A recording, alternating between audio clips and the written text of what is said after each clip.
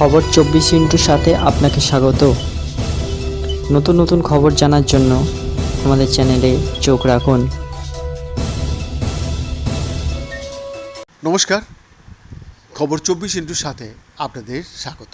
দর্শক, শুক্রবারই হুঁশিয়ারি দিয়েছিলেন দাবি পূরণ না হলে শনিবার রাত্রি থেকে তারা অনশনে বসবেন, তারা জুনিয়র চিকিৎসকরা। সেই মতো গতকাল রাত 8:30টার সময় সাংবাদিক বৈঠক করে জানালেন 6 জুনিয়র চিকিৎসক অনশনে বসছেন। এই ব্যাপারে আন্দোলনকারী জুনিয়র ডাক্তাররা বলেন, এই মুহূর্ত থেকে আমরণ অনশনে বসতে চলেছি, কাজে ফিরছি, তবে খাবার খাবো না।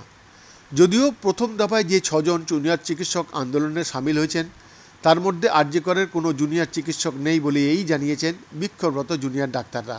কোন 6 চিকিৎসক অনশনে বসছেন? অর্ণব মুখোপাধ্যায়, এসএসকেএম নেফ্রো বিভাগ পিডিটি 2, অনুষ্ঠব মুখোপাধ্যায় এন্ডোক্রিনোলজি প্রথম বর্ষ 3, Sayantani Ghosh Hazra pathology PGT KPC college 4, Pulasta Acharya প্রথম বর্ষ অ্যানাস্থেসিয়া বিভাগ NRS 5, Tanaya Panja SR ENT MCK 6, Snigdha Hazra radiotherapy SR MCK. আন্দোলনকারী জুনিয়র চিকিৎসকরা জানিয়েছেন স্বচ্ছতা বজায় রাখতে সিসি ক্যামেরা লাইভ স্ট্রিমিং হবে। আন্দোলনকারী জুনিয়র চিকিৎসকরা বলেন, আমাদের আশা এরপর যখন আমরা খাবার নিজের মুখে তুলে নেব তখন সমাজের প্রতিটি ক্ষেত্রে ভয়ের রাজনীতি নিয়ে মানুষ সোচ্চার হবেন।